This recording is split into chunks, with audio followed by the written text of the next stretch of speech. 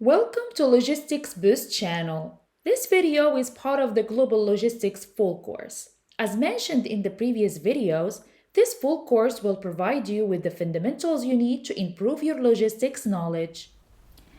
A quick reminder before we start, there are four main chapters in this full course. Chapter 1, Introduction to the Logistics and Supply Chain Context. Chapter 2, Logistics and Supply Chain Operations. Chapter 3, Logistics Distribution Concepts. And finally, Chapter 4, which will be Global Logistics Trends and Strategies. In this video, we will go through the second part of Chapter 1, which is Globalization and International Trade. In this part, we are going to explore three major topics. First, growth in international trade. After that, measuring logistics performance. And finally, globalization. So let's get started.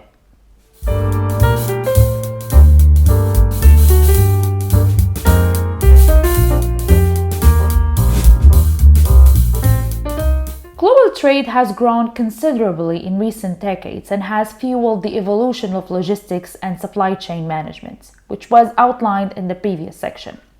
Most of this development had been driven by growing trade barriers between countries and regions, making trade with one another easier for countries. As seen in this figure, at current prices, the global trade value of goods exported around the world in 2019 was around 19 trillion US dollars. In comparison, in 2000, this number was about 6.45 trillion USD. The value of commodities exported around the world has increased as a result of changes in international trade, globalization, and technological advancements. So today, more than ever, more freight is moving all around the world, with logistics systems thus having to play an increasingly important role in the global economy. A technique for monitoring logistics performance has been created by the World Bank. The World Bank's Global Logistics Performance Index, or LPI, rates 155 nations based on their logistics performance using 6 primary dimensions. Import and export issues that are handled by customs. Normally, the customs department must work to improve personnel professionalism, integrity, and productivity, as well as collect trade statistics. Trade and transportation infrastructure, quality, including ports, railroads, information technology, and so on. The ease of organizing competitively priced shipments, logistics service competence and quality shipments that are arriving at their destination on time or within the estimated arrival time. And finally, the capacity to track and other measures, as you see in this figure. So the 2018 Logistics Performance Index, or LPI, assigns scores to countries based on how well they transport goods across and within borders.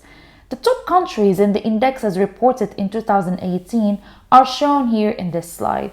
As you can see, Germany received a score of 4.20, Sweden a score of 4.05, and so on.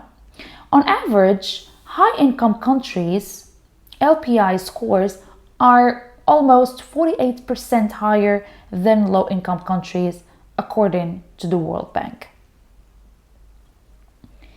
So, according to the World Bank Group's official website, the following are the current emerging logistics trends. First, we have labor or skill scarcity. And here we see developing countries that now are requiring more and more managers. The second trend is environmentally friendly logistics. Top logistics professionals are more likely to seek out environmentally friendly shipment choices. This is important because transportation accounts for 23% of all energy-related CO2 emissions. Also, another trend is cyber threat resilience, and it is expected that high-income countries are more likely than low-income countries to increase their cyber threat readiness. The next video will be on the last part of this chapter 1, which is globalization.